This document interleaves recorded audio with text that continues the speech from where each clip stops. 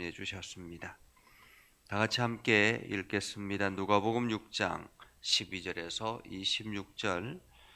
이때에 예수께서 기도하시러 산으로 가사 밤이 새도록 하나님께 기도하시고 밝음에 그 제자들을 부르사 그 중에서 12를 택하여 사도라 칭하셨으니 곧 베드로라고도 이름을 주신 시몬과 그의 동생 안드레와 야고보와 요한과 빌립과 바돌로메와 마테와 도마와 알페오의 아들 야고보와 셀롯이라는 시몬과 야고보의 아들 유다와 예수를 파는 자가 될 가룟 유다라.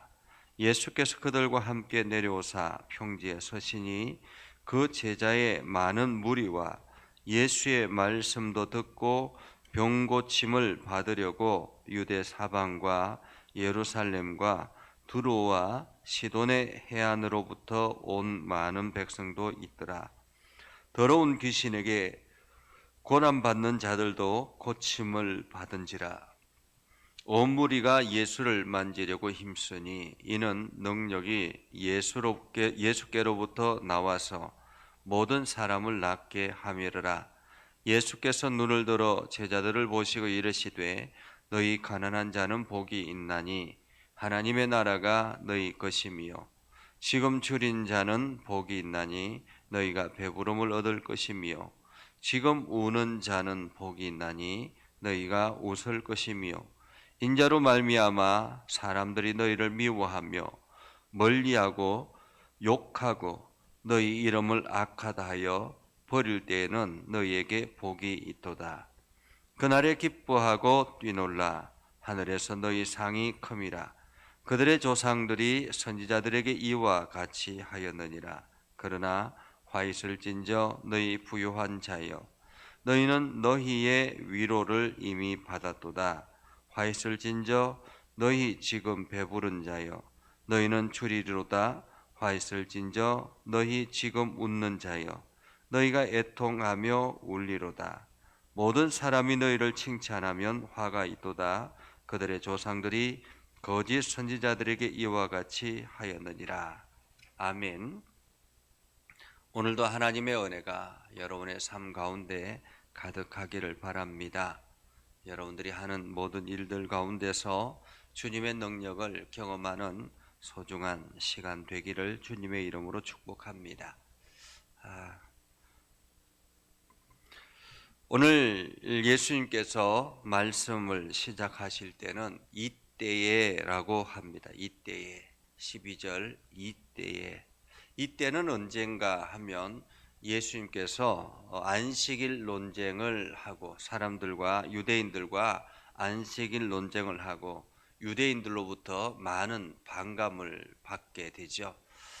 그래서 11절에 보면 그들이 노기가 가득 차서 예수를 어떻게 할까 의논할 때라고 말합니다. 의논하고 있을 그때에.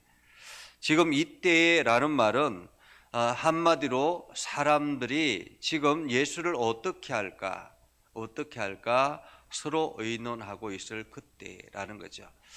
지금도 이슬람주의자들이 있는 그 사회나 혹은 유대주의자들이 있는 그 사회에 가면 기독교 복음을 전하는 이러한 사람들을 언제든지 해하려고 하는, 테러하려고 하는 그러한 공동체들이 있습니다. 그래서 저 무리들, 교회들, 그들이 하는 어떤 성경 공부 팀이라든지 이러한 곳들을 중심으로 타겟으로 해서 테러를 하려고 하는 그런 계획을 짜고 준비하고 있는 그러한 무리들이 많이 있습니다. 한마디로 자기의 그룹의 어떤 사상이라든지 이러한 것에 위협을 받는다라고 생각을 하고 있었던 것이죠. 지금 유대인 사회에서 안식일은 굉장히 중요했습니다. 그런데 예수님께서 안식일의 주인이다라고 이야기를 하고 안식일에 병 고치는 것과 오히려 그냥 내버려 두는 것 중에 생명과 살리는 것과 죽이는 것 중에 어느 것이 옳으냐라고 이야기할 때 그들이 아무런 말도 하지 못하는 그러한 상황이 되어버렸습니다. 한마디로 사람들 앞에서 자기들이 무시당했다 이렇게 생각할 수도 있습니다. 그래서 그들에게는 노기가 가득 찼고 이 예수를 어떻게 할까라는 의논이 있을 그러한 때라고 볼 수 있습니다. 한마디로 예수님에게 위기가 찾아오고 있는 그러한 때라고 말할 수 있습니다. 이러한 때에 예수님께서 어떻게 행하셨습니까? 산으로 가셔서 밤이 새도록 하나님께 기도하셨다라고 말하고 있죠. 산으로 가셔서 밤이 새도록. 사실 예수님께서 낮에는 쉴 만한 시간이 없었습니다. 늘 사람들이 몰려왔고 그 사람들을 대하고 그 사람들을 치료하고 이런 일들이 굉장히 많이 있었죠. 특별히 지금은 안식일 논쟁을 하고 거친 논쟁을 하고 난 뒤에 일어나는 일입니다. 얼마나 몸이 피곤했겠습니까? 얼마나 어려웠겠습니까? 그런데 그 시간, 힘든 그 시간에, 지치고 고난한 그 시간에 충분히 쉬어줘야 될 그 시간에 밤이 새도록 하나님께 기도했다라는 것입니다. 하나님의 아들이, 그죠? 하나님의 아들 메시아가 밤이 새도록 기도했다라는 것입니다. 사실 하나님의 아들 예수 그리스도께서 하나님 앞에 기도할 것이 없죠. 왜냐하면 본인이 하나님이시니까. 하나님께서 이 땅에 오셔서 육신의 몸을 입고 오셨기 때문에 본인 스스로가 하나님의 아들이고 하나님 앞에 이렇게 힘든 가운데서 기도할 이유가 있겠습니까? 오히려 기도해야 된다면 인간인 우리들이 더 많이 기도해야 되겠지요. 그런데 오늘 예수님께서는 밤이 새도록 하나님께 기도했다라고 이야기합니다. 밤이 새도록.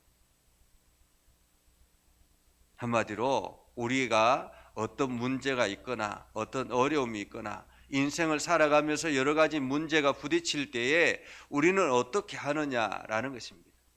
밤이 새도록 기도했다라는 것은 간절하게 기도 아니고는 해결할 수 없다라는 그러한 마음으로 하나님 앞에 매달렸다라는 말이지 않습니까? 밤이 새도록 기도했다. 그리고 난 다음에 날이 밝았습니다. 날이 밝아서 제자들을 부르시고 그 중에서 12를 택하여 사도라 칭하였다라고 말하고 있죠. 처음부터 12의 사도를 하나님께서 부르신 것이 아니라 많은 제자들을 부르시고 그리고 그 제자들 중에서 무리들이 많이 예수님을 따르고 있을 그때에 예수님께서 12를 정해서 사도라고 칭했다라는 것입니다. 지정해서 사도를 뽑았다라는 말이죠.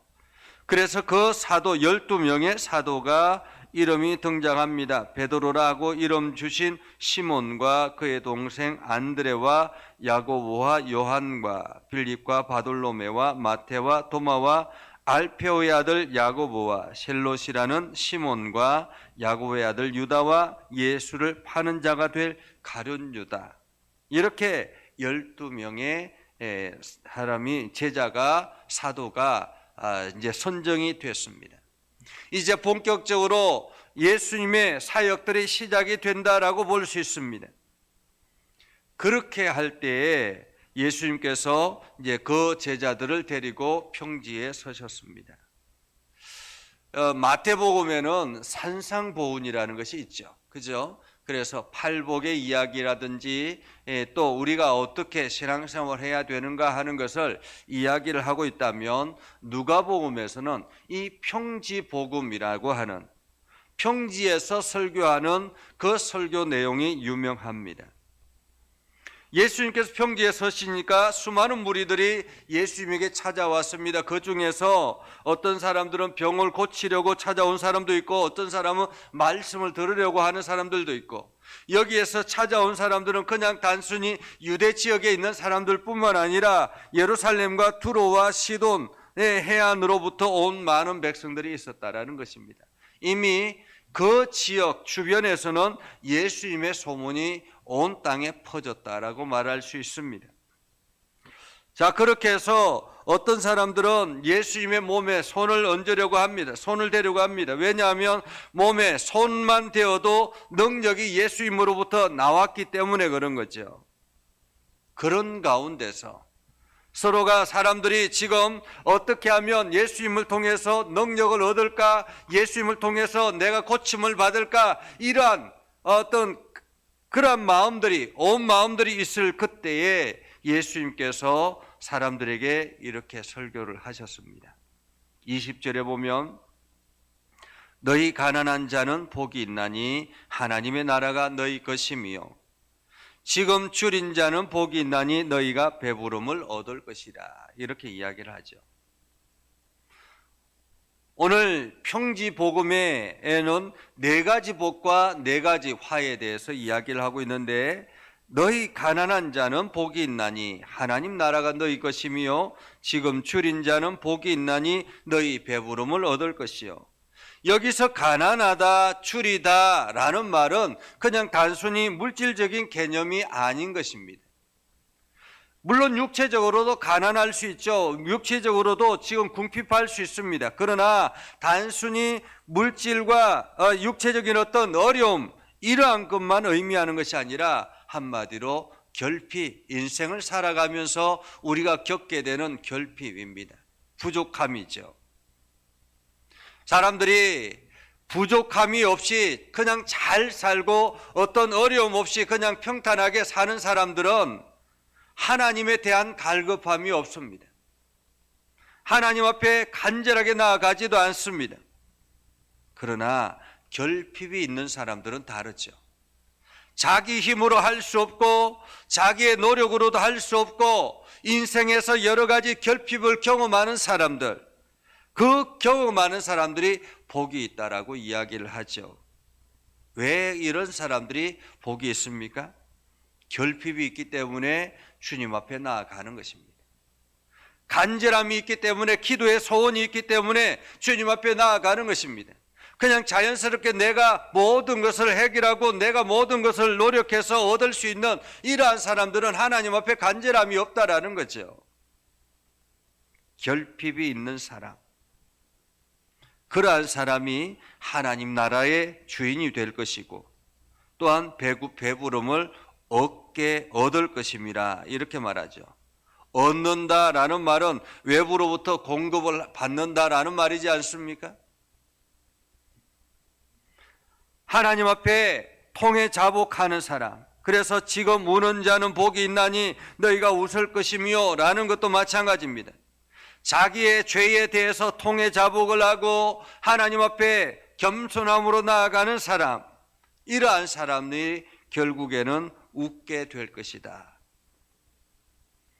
22절에도 말합니다. 인자로 말미암아 사람들이 너희를 미워하며 멀리하고 욕하고 너희 이름을 악하다 하여 버릴 때에는 너희에게 복이 있다. 사람들이 예수 그리스도를 믿는 것 때문에 우리를 핍박하고 미워하고 멀리하고 욕하고 악하다고 하면 이러한 소리를 듣는 사람들이 오히려 복이 있다라는 것입니다. 왜냐하면 우리의 인생이 이 땅이 다가 아니기 때문에 그렇습니다. 오히려 이러한 것이 천국에서 저축하는 것이 된다라는 거죠. 23절에 이렇게 말합니다. 그날에 기뻐하고 뛰놀라 하늘에서 너희 상이 큼이라. 하늘에서 너희 상이 큼이라. 한마디로 이 땅에서 예수 그리스도 때문에 고난받는 이것이 오히려 천국에 저축하는 놀라운 계기가 된다라는 것입니다. 그러나 반대로 화가 있는 사람들은 어떤 사람들인가? 화가 있는 사람은 어떤 사람들인가? 24절에 보면 너희 부요한 자여 너희는 너희의 위로를 이미 받았느니라 라고 말하죠. 여기서 부요한 사람은 결핍이 없는 사람, 결핍을 느끼지 못하는 사람입니다.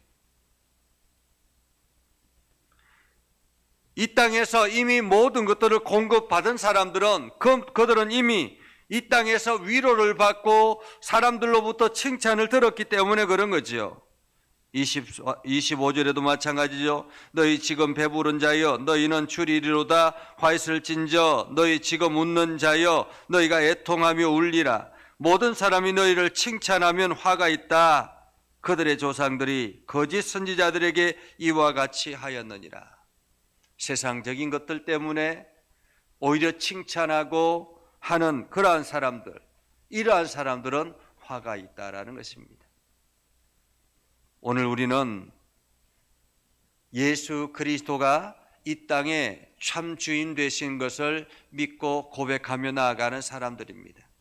그렇다면 우리가 예수 그리스도를 통해서 온전히 회복되어지는 그 회복의 은혜를 경험해야 되는 것입니다.